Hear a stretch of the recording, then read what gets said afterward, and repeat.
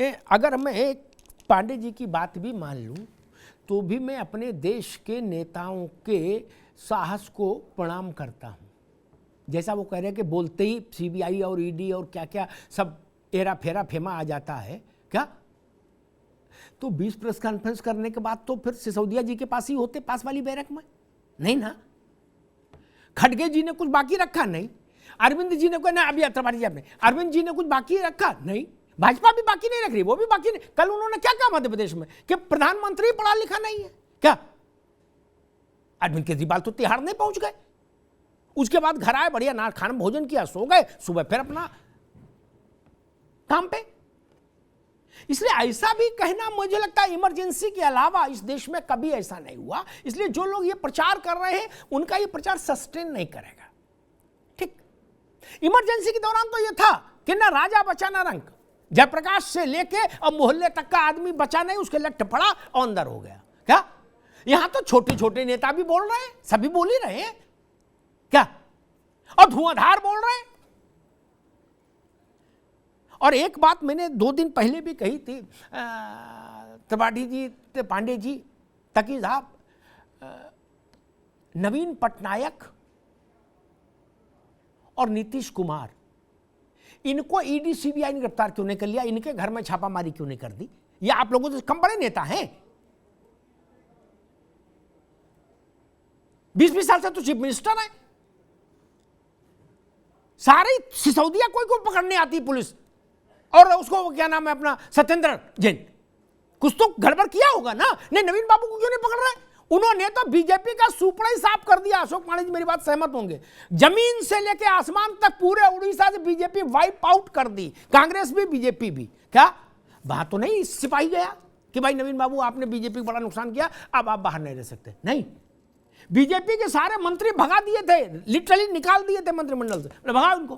क्या नीतीश बाबू कितनी बार बीजेपी को पटकनी दे चुके, उनकी कुंडी नहीं खटखटाई। इसका मतलब जिनकी कुंडी खटखटा रहे हैं उनके दरवाजों के भीतर कुछ है, और जो है वही पकड़ा जाएगा। जिसके यहां नहीं है वो कैसे पकड़ा जाएगा। अच्छा एक बात बताओ, मैं किसी पार्टी की बात नहीं कह रहा, मैं दूसरी बात कहता हूं कि भैया आप रुक जाओ, तक आप फिर थोड़ी गंभीर बात करो, आप रुक जाओ, हो गया कम ज्यादा नहीं।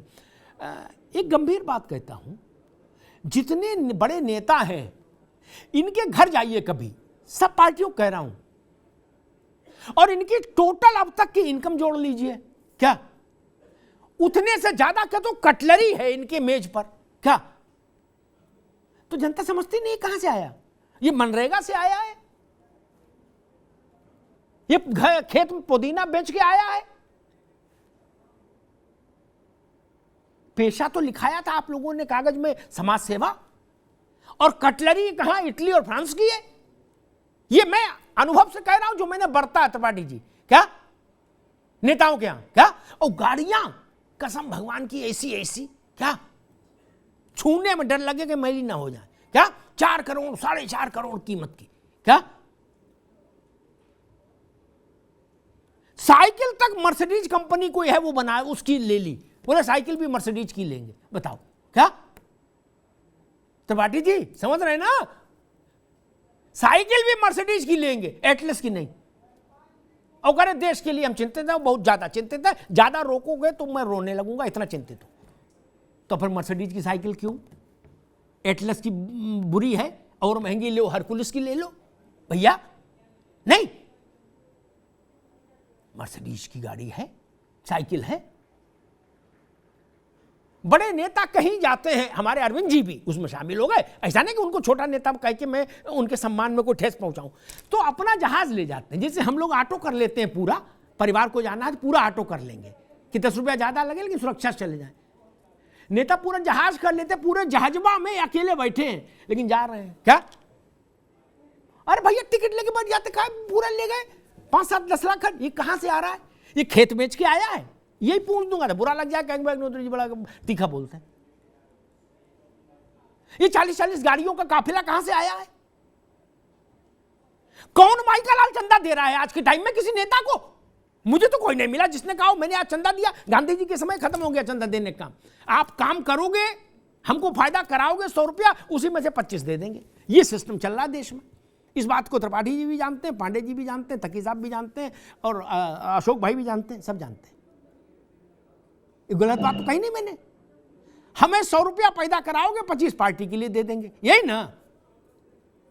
अपना खेत बेच के कौन माई का लाल पार्टी को चंदा दे रहा है जो हम ये मान ले कि आप लोग इससे संपन्न हो गए क्या? जो हाथ से खाना खाते थे, थाली में दाल चावल सान के, हैं, वो एप्रिन पहन के खाना खाने लगे और घुटनों पर भी वो बुर्राक सफेद कपड़ा डालते हैं क्या, और कांटे से बिल्कुल उठा उठा के क्या। इतना तो लोकतंत्र ने कर दिया, और कितनी तरक्की चाहिए भारत को। इसलिए मैं बड़ा प्रसन्न हूं।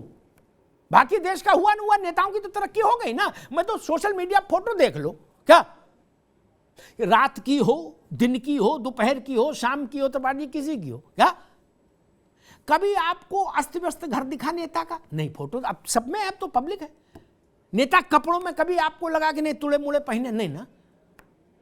एक जोड़ी पजामा कुर्ते की धुलाई कितनी लग रही हमको भी मालूम है ना, ड्राई क्लीनिंग में क्या। तनख्वाह तो उतनी ही है ना। इसीलिए इस देश में भ्रष्टाचार का मसला थोड़े दूसरे ढंग से रिसीव किया जाता है। किस किस को याद कीजिए, किस किस को रोइए। क्या यह सच नहीं है कीर्तिनिधि बाबू और त्रिपाठी जी कि जो साइकिल नहीं खरीद पाए उन्होंने एकड़ों में घर बनवाया और घर के अंदर हेलीपैड बनवा लिया? गलत कह रहा हूं क्या? पैसा कहां से आया? वो माइक्रोसॉफ्ट के चीफ इंजीनियर थे? नहीं ना, वो तो बंदूक चलाना जानते थे और कुछ जानते नहीं थे। त्रिपाठी जी, जनता ये नहीं पूछेगी? उनकी टोटल योग्यता बंदूक चलाना थी क्या? उनके घर में ये जहाज उतरने के लिए हवाई पट्टी क्यों बनी क्या? इसलिए जब बात कोई ये करता है ना, देश का मन बड़ा आहत होता है। वो सबको देख रहा है, सबका वही जलवा जलाल है क्या। एक नेता के साथ में गया, तकी साहब, वो बड़े सेकुलरिस्ट नेता थे इस देश के, मुसलमानों के बड़े अलंबरदार थे, मुसलमानों को उन पर बड़ा, वो भी था त्रिपाठी जी की पार्टी के थे क्या। मैं उनके साथ एक समारोह में गया, बांदा, त्रिपाठी जी कहाँ हमको ले गए क्या, ठाकुर साहब थे। तो वहां बांदा के सर्किट हाउस में अंजीर का जूस क्या। अरे मैंने कहा दादा ये अंजीर का जूस बांदा में कहां से आ गया क्या, यहां तो मौसम्मी का मिलना मुश्किल था। बोले नहीं, हुजूर के आने से पहले से व्यवस्था हो जाती, वो कहीं जाए क्या, क्या खाएंगे, कितना खाएंगे, उसका मीनू सब आ जाता फैक्स से, तब फैक्स चलता था क्या। अशोक पांडे जी, और ये आपकी पार्टी के नेताओं पर भी लागू है ना। सतुआ कोई नहीं खा रहा, ये भी भूल जाइए क्या, 2-4 लोगों को छोड़ दीजिए क्या, तो सब अंजीर का ही जूस पी रहे हैं क्या। सतुआ नहीं खा रहा कोई भैया क्या, तो जनता जानती नहीं। मैं अशोक पांडे जी को हम इतने सालों जान रहा हूं, मैं अचानक से इनको देखो ये मर्सिडीज पोर्शे पे चलने लगे, तो मैं इनसे अकेले बुला कहूंगा कि भैया ये क्या खेल है, बाबा विश्वनाथ से अकेले अकेले पूरी कृपा ले लिए। जनता नहीं दिखती है। मैं फिर कहता हूं, राहुल गांधी ने देश की मर्यादा तोड़ी विदेश की धरती पर, या अडानी को केंद्र की सरकार ने अनुचित लाभ दिए। ये दोनों मुद्दे देश की जनता 2 अवसरों पर क्लियर कर देगी, अपना मैंडेट दे देगी। एक 23 से लेके 24 तक के बीच के राज्यों के चुनाव, और 24 में फाइनल। ये प्रीलिम हो जाएगा, वो फाइनल हो जाएगा। उसके बाद मैं चाहूंगा कि देश में थोड़ा समय सकारात्मक राजनीति को भी दिया जाए 24 के बाद। 24 तक तो अब नहीं हो सकता सकारात्मक, अब तो पार्लियामेंट भी नहीं चलेगी और ये सब चलेगा।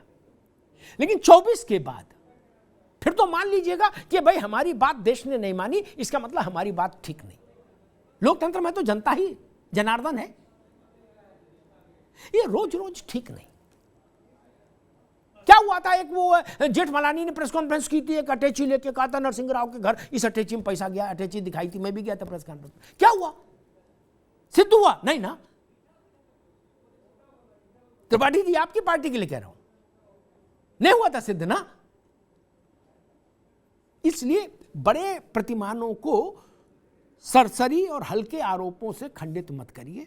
आरोपों में तथ्य है, अदालत जाइए, जेल भिजवाइए, लेकिन भारत की जो विशाल मूर्ति है उस पर डेंट नहीं लगे, ये हम सबकी जिम्मेदारी है। धन्यवाद।